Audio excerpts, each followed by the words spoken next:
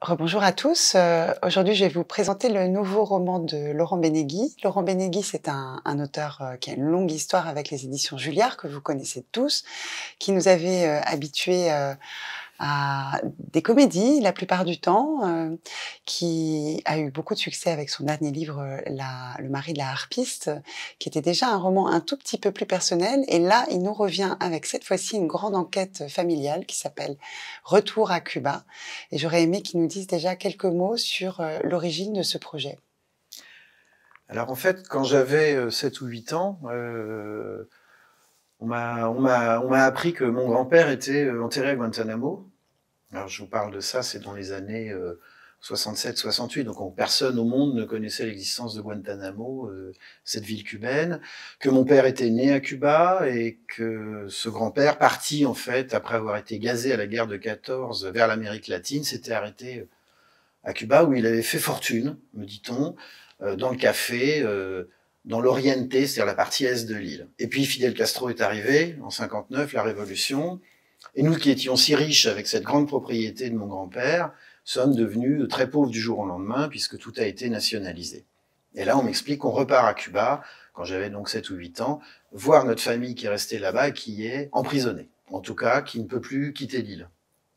Voilà, et moi tout ça je le tiens pour acquis et je pars à Cuba avec mes parents. Là-bas je rencontre Raoul Castro qui sur la propriété familiale tirait à la Kalachnikov dans les cocotiers pour faire tomber des noix de coco pour m'amuser.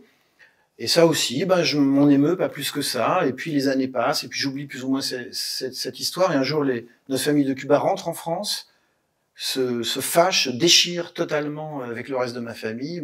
Mon père et son frère ne se sont plus jamais parlé jusqu'à leur mort. Et puis je mets ça sous mon mouchoir.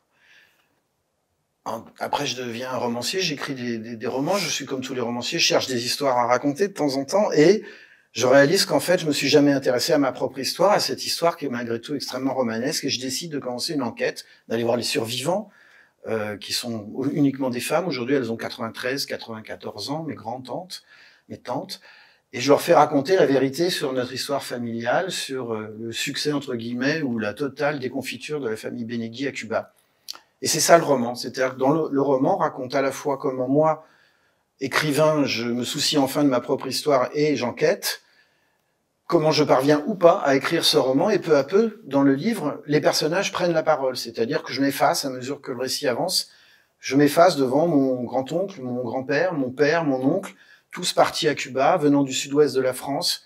Je dis qu'ils ont un destin d'anguille parce que les anguilles sont ces animaux assez mystérieux malgré tout qui viennent remonter jusque dans les rivières des Pyrénées, puis après repartent dans la mer des Sargasses pour se reproduire et mourir. Et moi, il y avait plein de gens de ma famille qui ont fait ça à Cuba. Donc je leur donne la parole.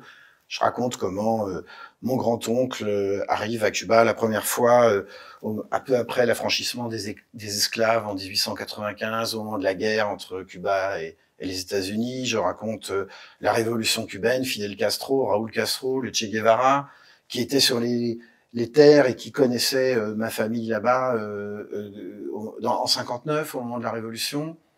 Et j'explore toute cette enquête, toute cette histoire, au point de me rendre compte un jour qu'il y a, pour progresser, pour finir ce livre, je dois retourner là-bas et j'y emmène ma famille, j'y emmène ma femme, mes enfants, puisque c'est une histoire de transmission, évidemment, de récit familial.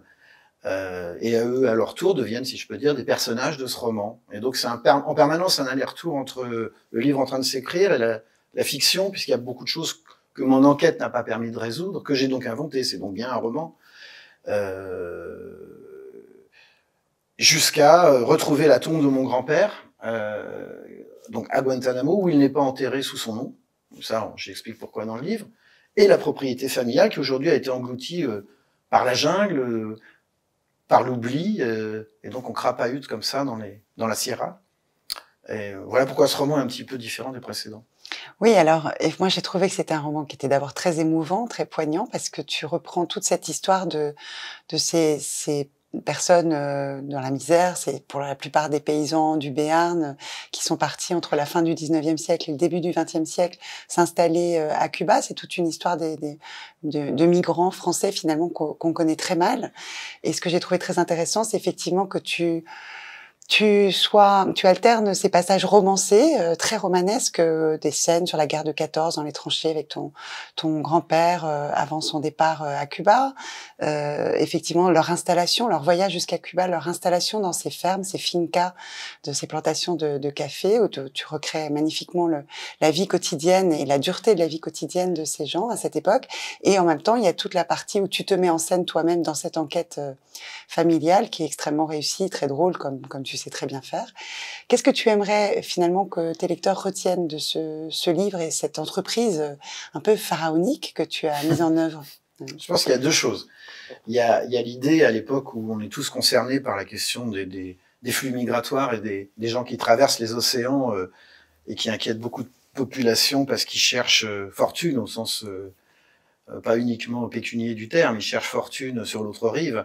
De souvenir que nous-mêmes, par exemple, on a tous été des migrants et que nos parents, en tout cas moi j'ai découvert que ma famille était une famille de migrants, oui, pauvres, qui a vécu une histoire extraordinaire, et ça nous fait beaucoup réfléchir, je pense, ça doit nous faire réfléchir sur le sens et la manière dont on doit soit accueillir ces gens, soit en tout cas se rendre compte qu'ils sont pas si différents de nous.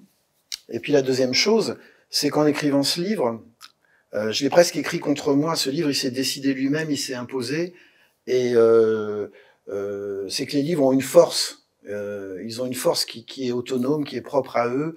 Je pense que les livres choisissent de raconter les histoires plus que les écrivains qui croient, eux, qu'ils sont en train de la raconter, ce sont les livres qui les racontent. Et la force des livres, par exemple, là, c'est de nous avoir projeté une famille entière dans un avion à 7000 km, dans la jungle cubaine, et qui sont capables de nous faire des choses extraordinaires, et que peut-être c'est une raison de plus d'avoir envie de les protéger aujourd'hui. Merci beaucoup, Laurent. Merci. Merci.